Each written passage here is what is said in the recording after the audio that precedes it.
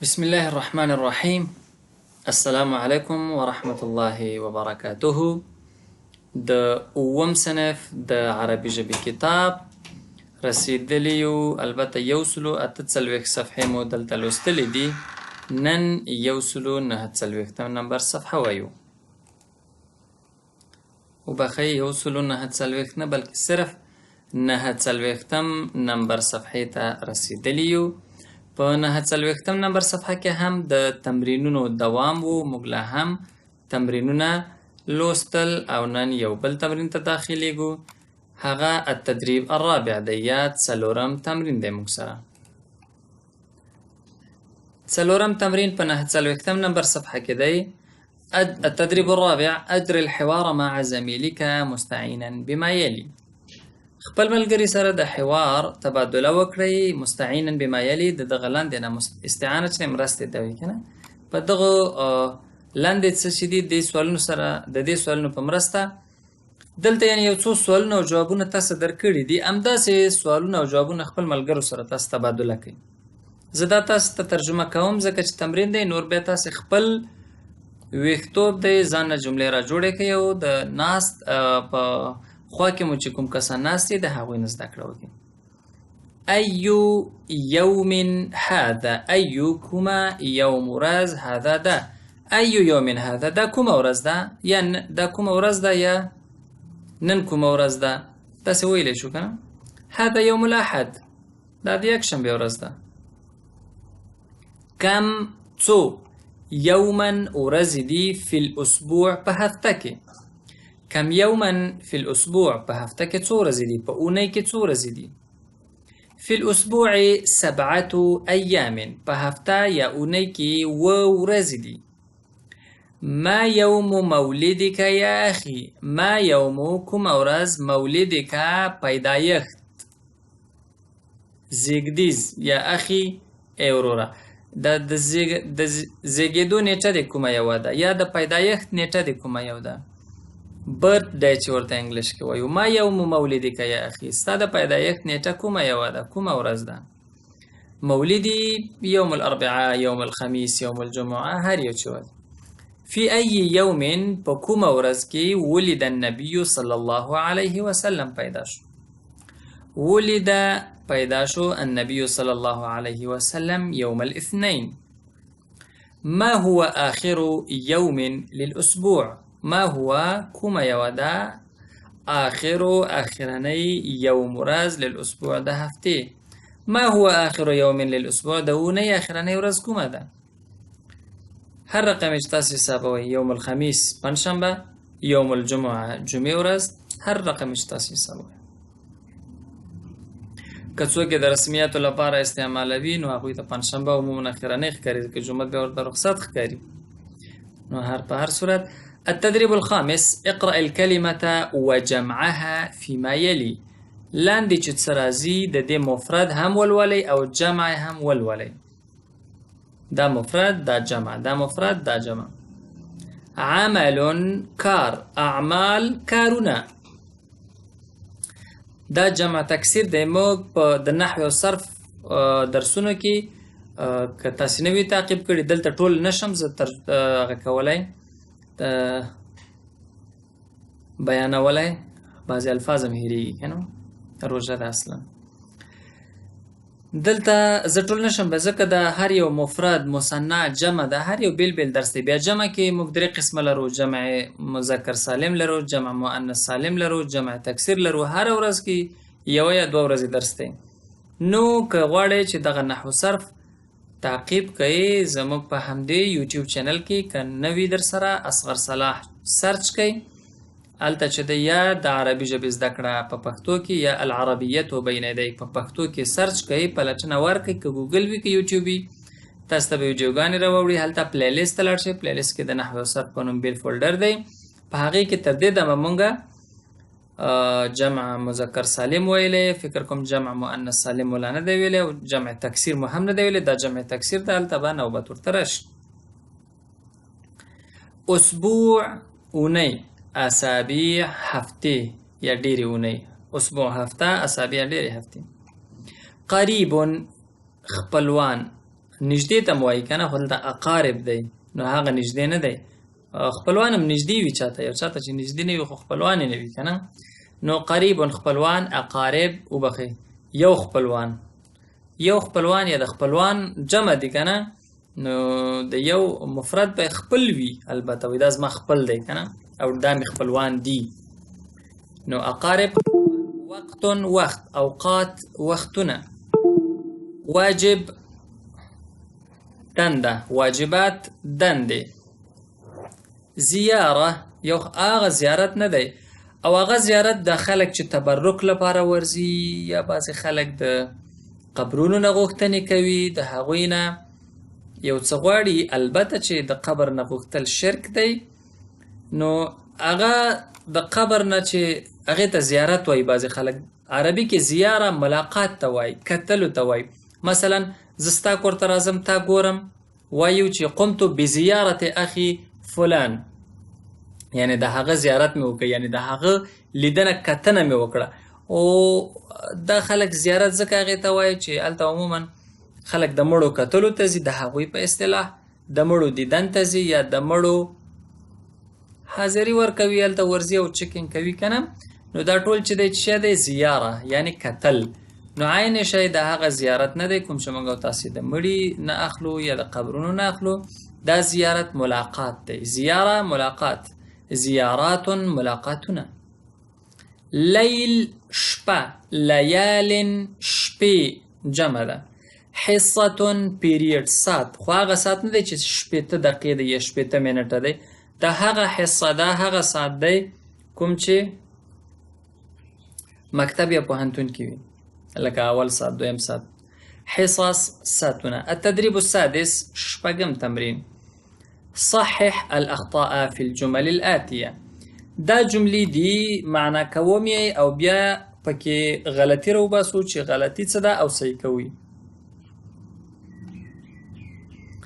اذهب الى المدرسة مساء، ښوونځي ته ځم د شپې، و ارجع صباحا، او راځم سهار. اوس په دې جمله کې غلطي څه ده ګورو. غلطي دا ده چې د شپې ښوونځي ته خو څوک نه ځي که نه، او سهار نه راځي، ټوله شپه خو ښوونځي کې نه کوي. نو که داسې ووایو چې اذهب الى المدرسة صباحا و ارجع مساء، سهار ځم و مازدیګر یا ماښام بېرته راځم، نو د چا خبره سور نیسي او خبره غلطه نه راځي. اعمل فی اللیل و استریح فی النهار، د شپې کار کوم او د ورځې یا د ورځې استراحت کوم، چې غلطه ده. اعمل فی النهار و استریح فی اللیل.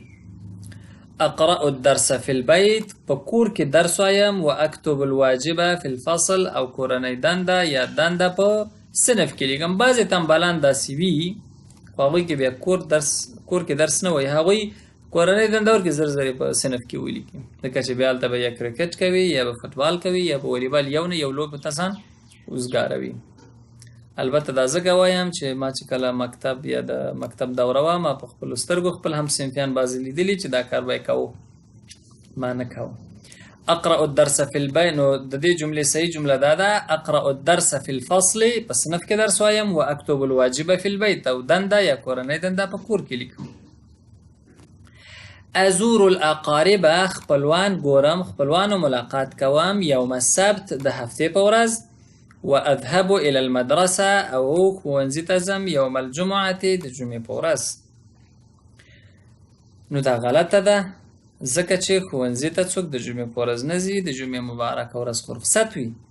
جمله به صحیح داسې وایو ازور الاقارب یوم الجمعة و اذهب الى المدرسة یوم السبت.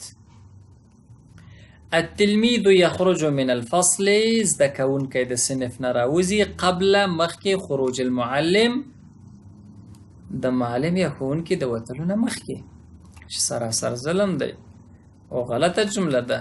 جمله به صحیح څنګه وي؟ التلميذ يخرج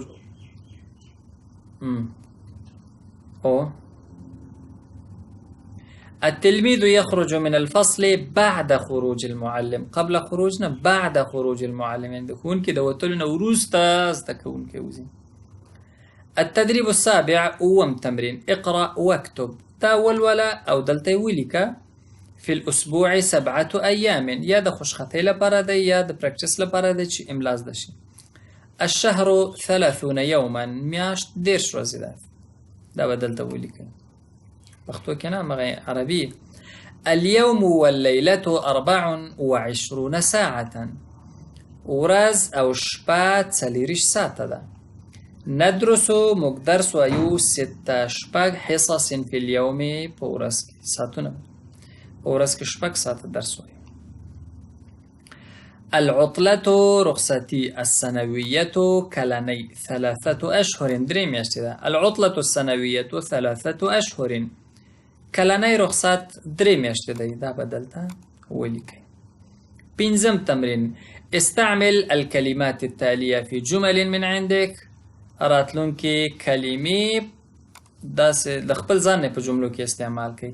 زه به ولي استعمال کوم، البته لیکلی خو دلته نشم، دلته PDF فایل دی نو څه کنه لیکل کېږي، که وړ وی بیا به مې لیکلي هم وای. أكتب الواجب المنزلي في البيت. أكتب الكتاب بخط جميل. أكتب على الورقة، ورقة اللي كان كوم. أقرأ القرآن الكريم. أقرأ الكتاب في الفصل، بس أنا في كتاب الولم. أقرأ الصحيفة في الاستراحة. رسم كوم. أرسم شجرة، وأنا رسمهم. أرسم الصورة على الجدار، عكس په دیوال باندې رسمم. أفهم پوهیږم. أفهم ما تقولوه، څه چې وایې په هغې پوهیږم. أفهم أكثر منك، د تانه ډېر پوهیږم. أكثر أقل منك، تانه کم پوهیږم. أفهم الدرس، په درس پوهیږم. التدريب التاسع، نهم تمرين، ضع حرفا مناسبا في الفراغات التالية. ضع حرفا، کېږدئ حرف مناسبا، مناسب في الفراغات التالية، پراتلونکو خالی ځایونو کې. موږ پښتو کې ورته خانه خالی وایو، دلته خانه نشته، صرف خالی ځایونه دي که نه. نو خالی ځایونو کې به د دغو نه یو مناسب حرف چې کوم راځي هغه کېږدئ. أقرأ الدرس، درس لولم. ثم أكتب الواجبات، بیا ورپسې، ثم ورپسې لپاره دی، او بیا دنده لیکم. أستأذن أولا، أول إجازة أخلم. أستأذن إجازة أخلم. ثم أدخل الفصل، داسم ویل شو، وأدخل الفصل، أو بیا صنف الداخلي. ما ذهبت إلى المدرسة، ونزيد أن يمتلئ. ولكن مگر سأذهب إن شاء الله، هو مطلب زما برادلونكي. أصلي العشاء، تماسخوتان منسكوم. وأستريح أو دمكوم. ثم أستريح بیا دمكوم، دوړه سي. الواجب المنزلي، کورنۍ دنده ده، خو زه بینن په صنف کې حل کم. رتب الكلمات التالية لتكون جملا مفيدة. لاندې کلمې په ترتیب سره ولولئ ترڅو ګټورې جملې ترې جوړې شي. نذهب مجزو 6 إلى المدرسة، ښوونځی أيام. نذهب إلى المدرسة 6 أيام، مکتب ته 6 ورځې ځو. نحن نحافظ على الوقت، موږ د وخت ساتنه کوو، موږ په وخت پابندي کوو. في الأسبوع 7 أيام، په هفته یا اونۍ کې 7 ورځې دي. نزور الأقارب والأصدقاء يوم الجمعة، ګورو یا ملاقات کوو د خپلوانو او ملګرو د جمعې په ورځ. 50 صفحې وې ختم شوې. 14 درس به ان شاء الله په راتلونکي درس کې ولولو. زه اصغر صلاح مو په لوی رب سپارم. ونلتقي إن شاء الله في الدرس المقبل إن كنا أحياء، وإلى اللقاء القادم. أستودعكم الله، والسلام عليكم ورحمة الله وبركاته.